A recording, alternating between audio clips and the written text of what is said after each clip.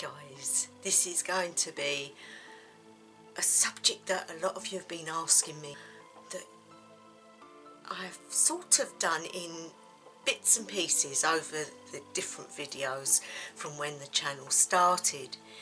But I think what you all want is an understanding of what the practice of Seidr is. It's a subject that is different to what people expect. Seidr is a traditional path from Viking times, from before even then, renownedly known as these people that were very lonesome but very knowledgeable, very wise, knowledge of the arts magical, and were known as the person to go to when you needed help, especially with childbirth. They would be able to use runes in a way that wasn't actually known by the common day folk.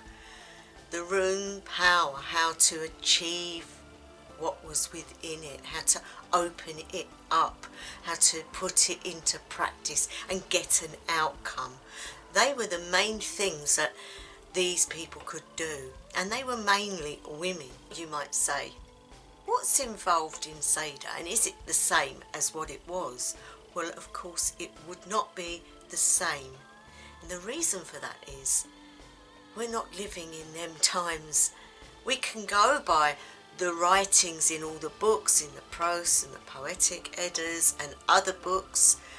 We can read on how the vulva worked, what she did, who she was working with, what she actually achieved and what she'd done for people, but it was in a different time, and these things were not wrote down anywhere, and so we cannot possibly say that what we are practicing today resembles anywhere near what that was.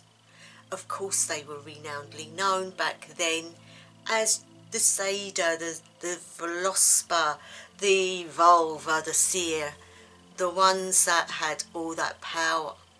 They were quite feared of in some places, but they did a lot of good also. They were in league with the gods and the goddesses and the fairy folk and all energies, and they were not frightened to use them. Their tools were very simple. The staff. Let me get mine. So we have the staff, which would be used in many ways, very, very crucial, and out of the wood that suited the particular Velospa or Seidr practitioner. They also used a special chair to sit upon, which would have had magical intent put into it, or would have been made out of sacred woods specific to that particular person. And of course, song, not so much Golda. The song of the Seidr was more from within, more a song of what come into their heart, their soul. So it was coming from somewhere, because they were in another realm when singing. And so that, my friends, was the sort of practice that the Seidr were doing back then. It was a time unlike what we live in now. The seer would create beautiful rituals at times of great need, when war was upon them and things like that, but also for women's times, for healing of the warriors when they came back from war, or healing of everyday things, ailments and things that people didn't know how to deal with. So they were very much used, but it normally took more than one practitioner to be able to bring in their deities if it was for something really big. And so they probably knew of the different practitioners and where they were and would put a call out if needed. But generally there would be one in the area of one village, and they would be the one that everyone would go to for readings, to know that their fate, to have healings, to have rituals done, sacrifices and all sorts. We are going back to the Iron Age, remember guys, and then the Viking era sort of changed it, and they became even more important because of all the raids and the taking over of different areas. You would find that they would go on exactly what they would be telling them because they were getting it from another source, and they would have many rituals to curse the enemy, to put terrible things upon them, so that it made it great for their people to come back the winners. They would curse and send hexes. They would use their power in any way needed without fear of redemption or repercussions. Today you would not find that so much. I'm not saying it wouldn't happen. You would also find in the Iron Age time that the sexual part of it was very abundant, because back then they would use the sexual power, the sexual energy in useful ways that later on was deemed wrong or not the right thing to do. And so that has sort of gone on into even today, where you will get some covens that will use sex magic and you'll get other places that won't. And it's down to the individual. What you have to remember, guys, is that there was no embarrassment about the sexual act or anything to do with sex in them days. It was a natural aspect, just as life and death, the birth and being killed. It was all natural to them. And they saw it in the wildlife, they saw it in their nature, and they saw it in their own lives. And so they made use of it. And whereas today we have been taught certain aspects are wrong. Some of the staffs that were used by the Seidr, well, would have a phallus carved into it. Very powerful, the male energy that could be taken and used. The times of the Seidr practitioner who would have, you know, runes carved certain ways. The way that you opened portals with the runes would be down to the way that you would draw them into things and know them and know what they could do. Same goes with any aspect that you would use, like nature or all sorts of things. So how much more the phallus? Now the word vulva actually just means sorceress, and that is because they actually did use magic. They actually did perform the deeds of a sorceress, and that is why sometimes they were feared, because people knew that they could do things that they couldn't. And when they were called Seidr, it was because they were prophetizing. They were giving off what the future held, or what was going to be. The practice that we read about in all the books is not the practice of today, and that's where I'm going to get into my practice. Okay guys, so yes, I have a special chair which I'm going to show you, and this would be the chair that I would use, made of oak and strength. Certain spells have been put upon it, and certain ointments, and the odd rune carved in underneath. This is my Seidr chair. Today's practice, we bring in a lot of drumming, rattling, which I do have a rattle, and I also use the bell. That's something I use sometimes. I also use the runes, which I use mainly, and they're very basic. I have many coverings. Coverings is something that a lot of shamanic practitioners use. We bring in the love of nature and animals and plants with the love of people and the planet, the love of our gods and goddesses and those that aid us and our ancestors. We live in a two-way world because the practice doesn't stop when you've stopped the ritual. You are this way. And so it is getting a balance in your everyday life. Whereas back in the Iron Age, the Seidr practitioner sat alone somewhere and lived like that. It was different. And you do get professional Seidr practitioners that do it every day for a living, but the majority are witches like myself who practice alone at home. If it's your calling to do this, then that is what you will do. My calling is to help those that do not know of this way, and I'm able to help them. But this is one of the things that I would use to cover, and it's just basically covering yourself. When I began my practice, I used to use a blindfold, or sometimes still do. And the reason for that, guys, is because it cuts off the need to keep opening your eyes, to know what's going on.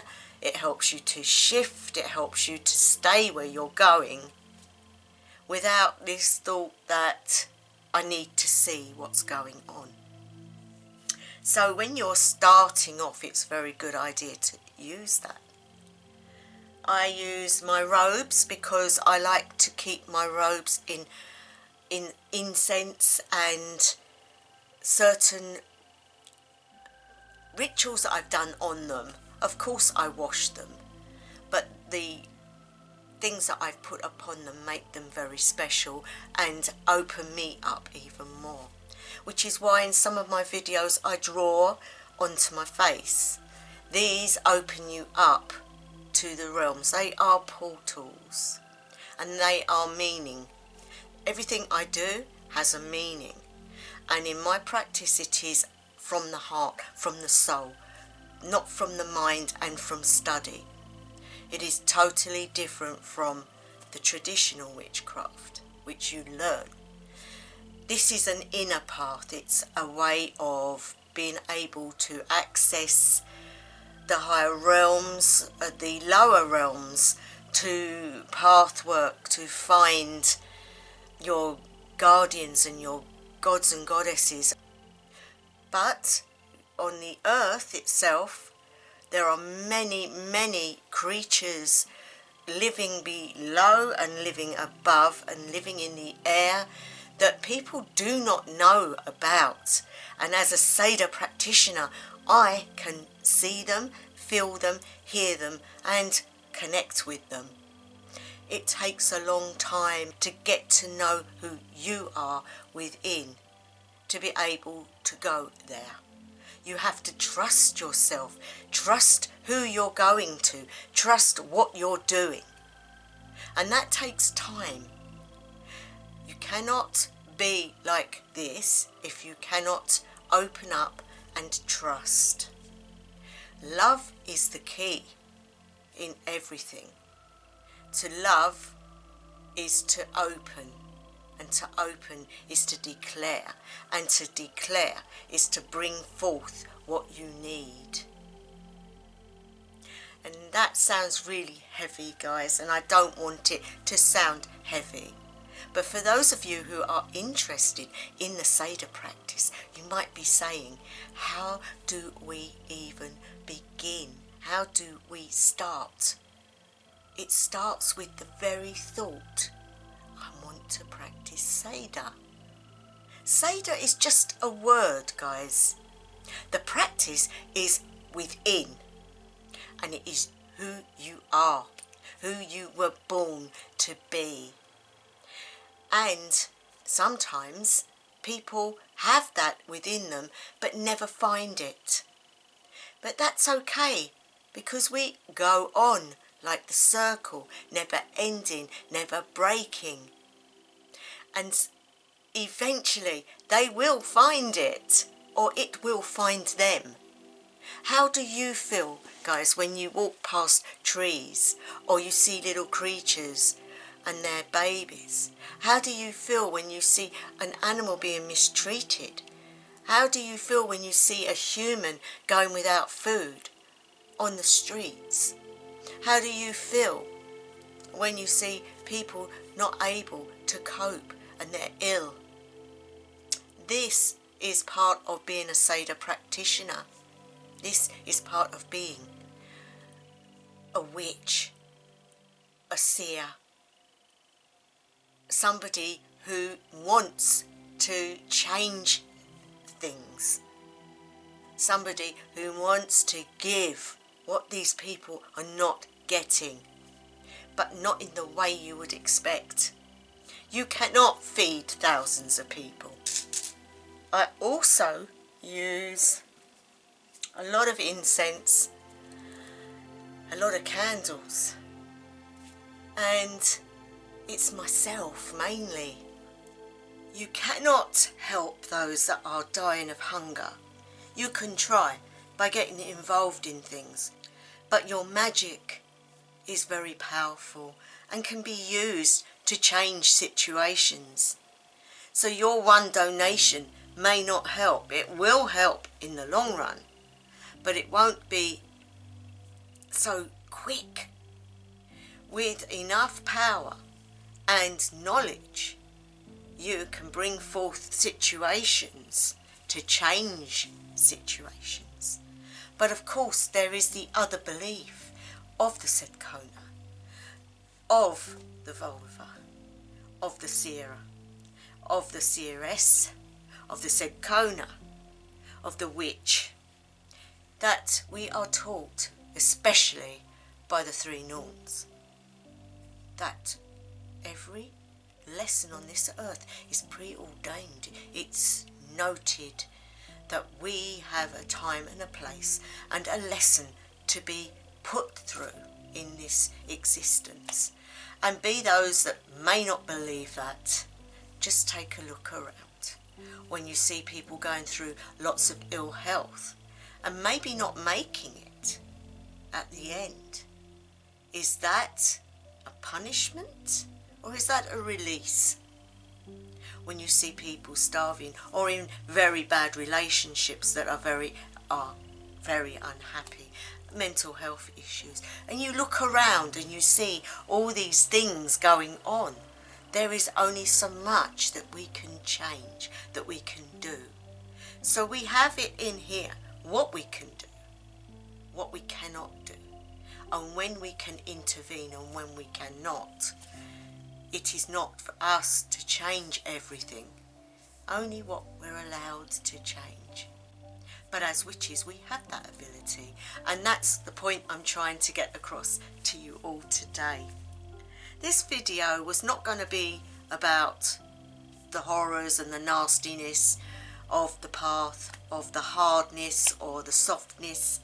What I would say to you all is that A, you need compassion, which all witches do have, and B, you need to put it into practice. As a Seidr practitioner, we are not from the Dark Ages, we are not from the Iron Age, we are in this age, and we practice in this age. Use the tools that feel right to you. When you're starting off, don't do too much. Meditation, trying to find the way to shift, to get to meet your deities and the ones that want to work with you. I'm mediumistic, was born that way, and so I find that easy for me. But for some of you out there that don't have that, or have the ability but have never unleashed it, you've got to start in that first. So you need to be opening yourself and practicing, and that is meditation, meditation, meditation. Giving the time, because eventually, if you do become like this, you won't have a day off, because it's who you will be. So remember that when you're starting. You start as you mean to go on. So meditating every day will not be a hard thing for you to do if you are serious. Drumming is another technique which will help you once you get to know that you can actually meditate and start to get maybe pictures appear in your mind, or sounds, or a smell. You might pick up the sensation of smell. You might get all three, or you might start to see visions. After a long time of meditating and being in the quiet, it will come, because everybody has that ability. It's just some of us find it harder to attain. If you look at a pianist, for example, you get ones that are born musically amazing, but then the others that are born non-musical. But eventually they do learn and become just as good as their counterparts. And it is the same in the craft, it's the same in psychic development. You need to start at a pace which is your pace and gradually improve. And then you will look back after a couple of years or so and see just how far you've come. Seidr is just a word, guys, but it is a shamanic practice. And even though there's a lot of controversy around that word, shaman, it is something that's being practiced worldwide. So yes, I use my drum, I use my rattle, I use my bell, I meditate, I path work, I go to the realms, I visit the dead. I am between life and death. I do healings. I have Reiki under my belt, but I don't always use Reiki. I use runes, and I say runes because they are powerful. Carved in the right way, sung in the right way. Well, that's the way I think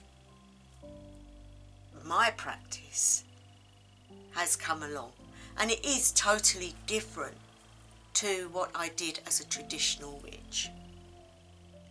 I'm pleased that I have all that, but that is so separate to what I do now. But at the end of this, I'm going to put some clips together to show you the different things that I've put in other videos that you can then go and watch, that shows some of the practices that I do. Seidr is very personal. I picked it, or should I say it picked me, for a long time before I even got involved. It is a shamanic practice, but it is also very depictive, obviously, of the Norse traditions, of the Norse gods and goddesses, of the Norns, of the tree, of Yggdrasil, of all that. So really, to do it, you need really to feel that longing, because it's the compassion and the longing and the love that will draw you to it. So any one of you out there that's really interested in it, I tell you now, if you've got the time, the patience, the love and the so-called understanding so far, there's nothing stopping you. But you must realise that you need to put a lot of time and effort. Read the poetic and the prose eddas and the other books. Have a look through them, but realise that is a time past and we are now in a new time. We're in our time, which in years to come people will be writing down what we've wrote and practicing to start with in the old way as such. There's nothing wrong in that, but it is a moving, magic is moving, it's always changing. That's why we always use the term ebb and flow, like the moon and the seas and our lives, we ebb and flow. And guys, I want to say to you all, if you have an interest in Seidr and it's in your heart, do it. There's nothing stopping you but you. And it is a personal path. Only you can find the way. You can take some of the lessons from here and put them into practice, but eventually you will find your own way of doing this. I went through phases of always being in contact with Freya, and I needed that at that time. But now we have that relationship, but it is very much spread out. Whereas before, I thought if I wasn't in touch with her every single moment of the day, then I wasn't practicing. And I learned the hard way. I burnt myself out. And I had to come back and start again on a more healthy way of doing it. When Freya has a message to give, she will come to me. And I've accepted that now. Whereas before I was always, Freya, where are you? Freya, where are you? Now it's different, and I think it's better. It allows for others to come in as well. So don't be hung up on books. Don't be hung up on tools. Just you and meditation and learning to forward your psychic abilities is the first step. And then you call upon the deity you feel you're connected to. And that is when things start to grow. You will be taught by them. You will get to know all of them. You will know about the Norns and all that. It will come to you. And you will know you are practicing Seidr. Well guys, I hope some of that has helped. I'm going to leave the clips now.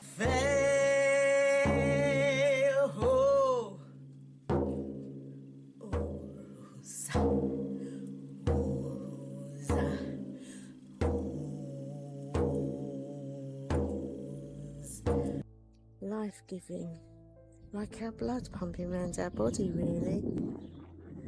There you go. You can see some more of that. Isn't it beautiful?